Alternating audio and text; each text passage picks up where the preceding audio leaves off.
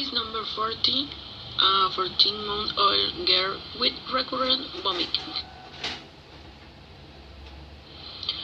A girl 14 months, 90 days of age was admitted to a community hospital affiliated with the hospital because of episode of recurrent vomiting. The patient had been with until she was 11 months. 12 days of age when intermittent vomiting developed. On the 4 days of symptoms, she was seen by pediatrician.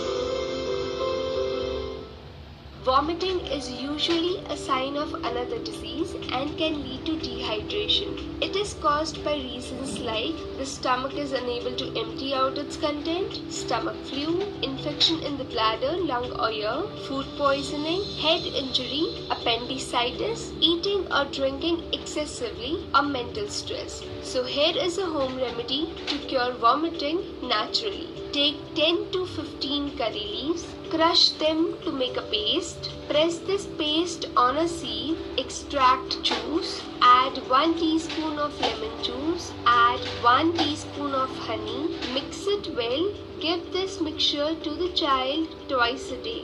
This will help to cure vomiting. Hope you like the video. Do not forget to give. The stools were reported soft but formed, with no diarrhea. A diagnosis of viral gastroenteritis was made and the dietary change were advised. The patient returned home and the symptoms resolved.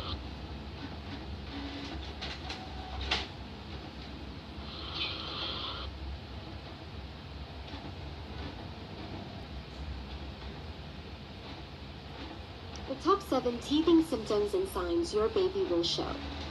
If there is one milestone that isn't quite so fun to go through with your precious little one, most parents would say that teething is definitely the worst. Your otherwise perfectly happy baby seems to change personalities overnight as they become more irritable. It may seem like there is nothing you can do to soothe them. They are cranky, tired, and just plain upset. Most babies begin teething between 4 to 6 months, though it can happen earlier or later for some. There are 7 main symptoms and signs of teething that your toddler may exhibit. The first teething symptom is excessive drooling. While it can be a bit messy and eventually you will get used to all the wet marks on your shirts, the excessive drooling that comes with teething does serve a purpose. Drool protects baby's gums from the many objects around the house that your baby will try to teeth on and put in their mouth. There are antibodies that are found in drool that helps protect your little one from all the germs that may be on all those things they put in their mouth. The best way to figure out if your baby is teething is to actually poke around in their mouth yourself. What you are feeling for is a bit of a ridge that may be found on the front or bottom of their mouth. Generally, the lower bottom front teeth are the first to come, then followed by the 2 top front teeth. Poke your finger a bit around to feel the ridge of their first tooth sprouting out of their gums. So for any parent or baby to go through. There will be late nights and times where it may seem like there is nothing that will soothe your baby. There are many natural teething remedies available from Cute Cakey to use that work instantly. Remember that the teething phase won't last, and with new teeth comes new and fun foods to begin trying out. Soon they will have a full set of teeth in their mouth, and you won't believe how fast it has gone. No longer a baby, they will be a full mouth of teeth toddler, letting you know exactly what they do and do not want. You'll start to miss those baby days. During the next 2 months, the patient had 2 episodes of recurrent vomiting. The episodes lasted 3 days and 5 days and were associated with lethargy and decreased oral intake, as well as with diarrhea on some but not all occasions.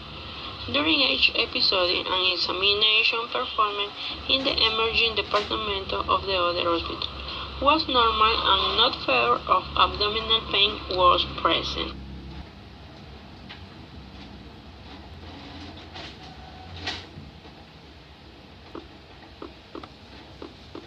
Hi, I'm Dr. Vivekanand M. Kustiki, consultant pediatrician and neonatologist. I practice in Jayanagar 7th block, Bangalore.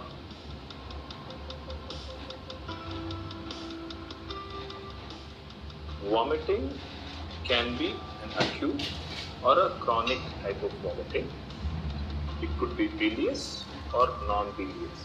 Bilious means green or not green. The commonest cause of vomiting for infants would be feed intolerance, or it could be an anatomical problem like congenital pyloric stenosis. For children, food poisoning, food allergies, or could be food intolerance would be the commonest cause of vomiting in children. Other systemic manifestations in the form of urinary tract infection, meningitis in the form of brain infection, sinusitis, vomiting, or drug intolerance in children can cause vomiting. Any kid who vomits more than 2 to 3 times at home will definitely require attention to the doctor. Vomiting can be from simple food poisoning to food allergy to a severe infection like meningitis. So signs of vomiting should not be undermined. It should be taken seriously into consideration. Dr. Singhania from Singhania Clinic. A diagnostic of acute gastroenteritis with deshydration was made during each episode. Ondansetron and intravenous fluids were administered and the patient returned home. The episode resolved spontaneously.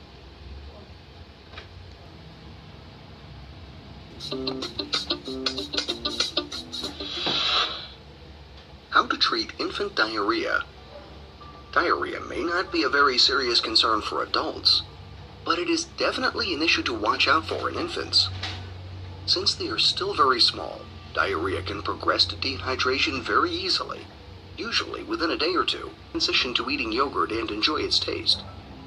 Just make sure it contains lactobacillus or live bacterial cultures for more than 3 days. More than 8 stools within 8 hours. Diarrhea can be very stressful for infants, so you may want to be knowledgeable about how to treat infant diarrhea.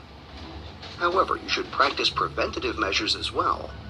Frequently wash your hands, especially when handling your baby, and also wash your baby's hands often. 3 weeks before the current admission, milk formula was stopped, and a soy-based formula was begun. 18 days before the current admission to the other hospital, the patient was seen by a pediatric gastroenterologist at the hospital. Examination was normal, and possible diagnostic of vomiting caused by Nosocomial hypoglycemia was made.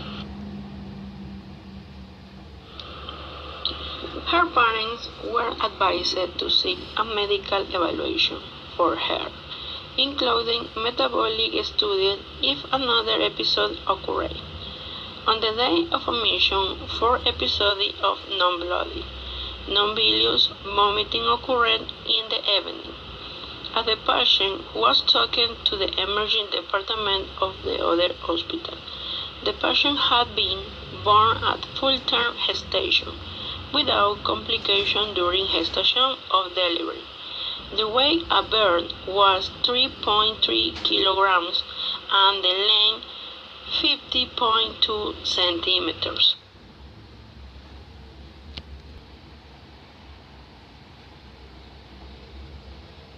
Singhania Clinic. I'm going to be talking about vomiting. Now, the sign is that child suddenly starts to vomit, and most often it resolves quite quickly within 24 to 48 hours. Now, which I'll be talking about later. Bilious vomiting, projectile vomiting, blood and stool or vomitus can be signs of intestinal obstruction. Meningitis, where the child may have a bulging anterior fontanelle, the child may have headaches or altered consciousness or seizures, and of course history of head trauma. Now these are serious signs and the child should be immediately taken to the ER. Now what are the vomiting can only be used when prescribed by doctors. A very important thing is to spread infection, so washing hands frequently, keeping a sick child at home and out of school or daycare is an important aspect of. This case was presented by the student of the Catholic University. Thank you for the article.